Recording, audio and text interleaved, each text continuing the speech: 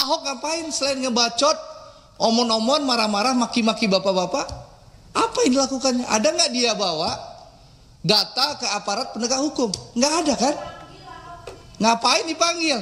Kita ngapain ngasih panggung orang yang sudah pensiun, nggak berbuat apa-apa, lalu sekarang setelah Kejaksaan Agung melakukan penegakan hukum, dia mau jadi pahlawan kesiangan.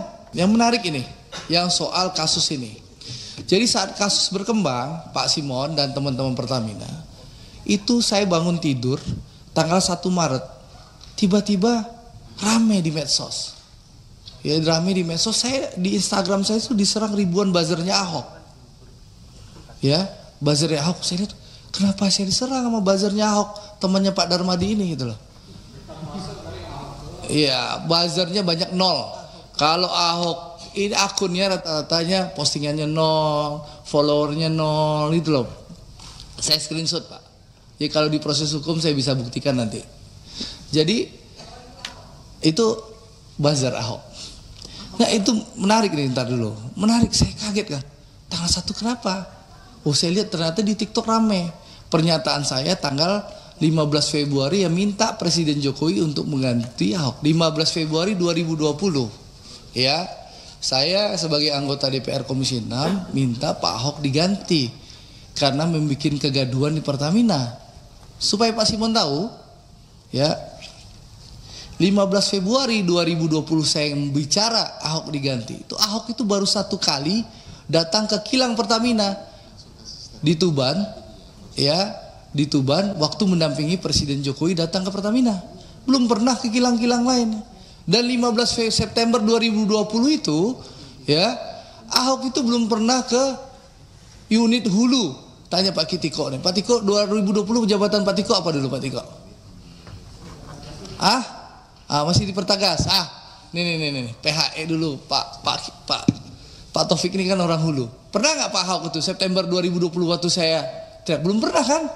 Kayak ini dulu belum. Jadi dia hanya banyak omon-omon Pak Darmadi. Ya.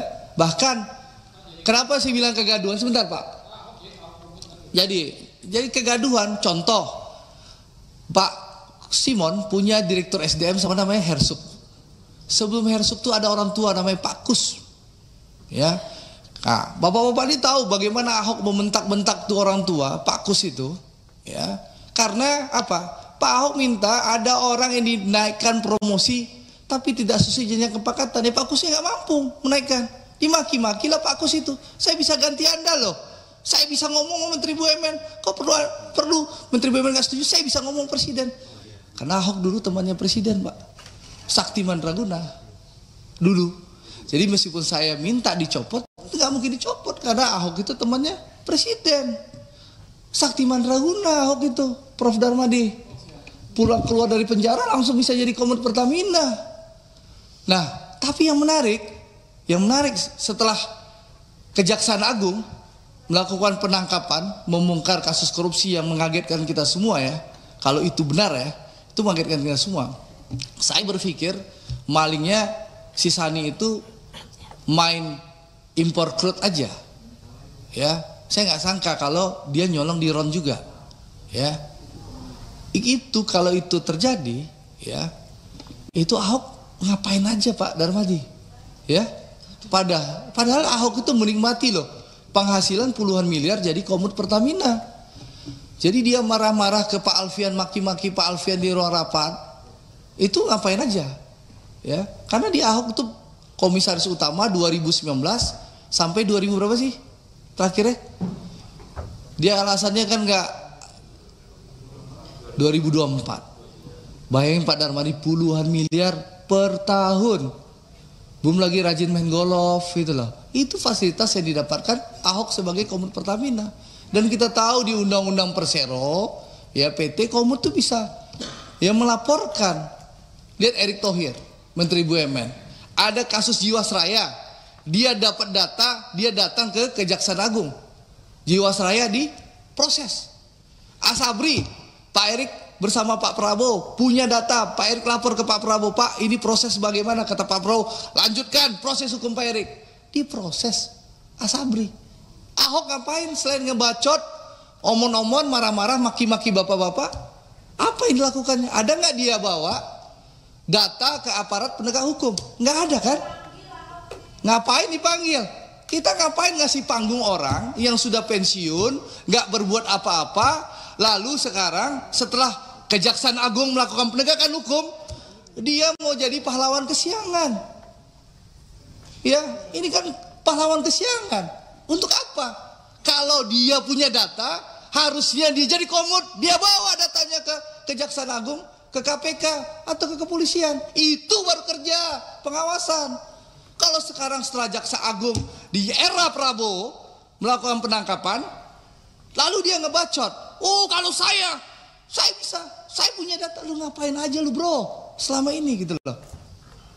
Ini kan orang sudah pensiun, nggak punya panggung politik, memanfaatkan kehebatan Kejaksaan Agung di era Prabowo untuk numpang tenar kembali supaya populer lagi. Gitu loh Pak Frawadi.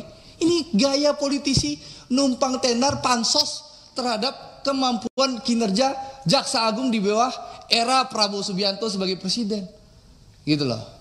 Jadi ini saya ingin menegaskan kepada buzzer-buzzer Ahok ya, menurut saya sudah mengganggu sekali. Ribuan akun nggak bodoh, nggak jelas menyerang saya di tanggal 1, 2, 3 Maret. Ya setelah itu selesai dia serang Erick Thohir dan Boy Thohir habis itu. Ya, saya 3-4 hari lah Prof. Lumayan, menurut saya mengganggu karena berita daur ulang 15 September 2020. Nah, di sini saya menggunakan hak saya menjawab itu. Karena saya pergi umroh Prof waktu itu. Jadi saya nggak bisa menjawab dan saya ingin menjawab di depan direksi Pertamina. Ya, karena saya tahu bahwa Bapak kan tahu banyak omong-omong aja, ngebacot aja. Sekarang setelah Jaksa Agung melakukan penegakan hukum, ya di bawah eranya Prabowo, siapa saja yang melanggar hukum, yang korupsi disikat zaman Pak Prabowo, baru dia pura-pura muncul sebagai pahlawan kesiangan. Dan alhamdulillah jejak digitalnya banyak. Ngaku nggak pernah jadi ditawarkan diri, ternyata pernah ditawarkan diri oleh Pak Jokowi. Ini banyak kebohongan-kebohongan. Jadi saya minta teman-teman, mari kita rasional. Ya, itu hak teman-teman mau ngundang Ahok silahkan. Tapi ya ngapain kita kasih panggung? Serahkan kepada aparat penegak hukum, Kejaksaan Agung yang sudah bekerja luar biasa, gitu loh. Ya, jadi menurut saya sekali lagi ya hati-hati. Politik buzzer ini, tapi memang buzzernya nggak sekuat dulu Pak. Waktu dulu Pak Simon, saya duduk di meja situ di ujung, saya bilang Ahok tuh komisaris Sasa Dirut. Pak Simon, karena waktu itu Ahok itu sangat berkuasa, powerful waktu itu karena dekat presiden, buzzernya luar biasa. Sebulan saya dihajar. Tapi kalau sekarang karena udah jauh dari kekuasaan 3 hari doang dia mungkin mampu bikin buzzernya. Itu Pak Mufti. Dulu waktu saya duduk di sebelah Pak Mufti itu, gara-gara komut rasa dirut, 1 bulan, 3 bulan saya dihajar sama Ahok. Ya, itu hebatnya medsosnya pasukan Ahok tuh Pak Deka. Kalau sekarang karena mungkin sudah nggak berkuasa, hanya 3 hari Pak Simon. Jadi saya ingin menyampaikan sekali lagi, selamat bertugas. Saya tunggu roadmapnya Pak Simon. Buktikan bahwa Pak Simon bukan pilihan yang salah dari Presiden Prabowo. Tunjukkan kepada rakyat Indonesia bahwa konsistensi Presiden Prabowo, bahwa beliau tidak ingin omon-omon, bahwa beliau ingin mewujudkan kita betul-betul di periode 2025, 2024, 2029 ini kita bisa bersuasembada energi, bersuasembada pangan, dan kita bisa berdiri di atas kemampuan kita sendiri. Apalagi Pertamina salah satu ujung tombak dan antara. Harapan kita, harapan kami, ya, seluruh harapan rakyat Indonesia tentu Pertamina benar-benar bisa membenahi tata kelola, ya, sehingga bisa jadi perusahaan yang sehat, menghasilkan keuntungan, dividen yang bisa memperkuat Danantara.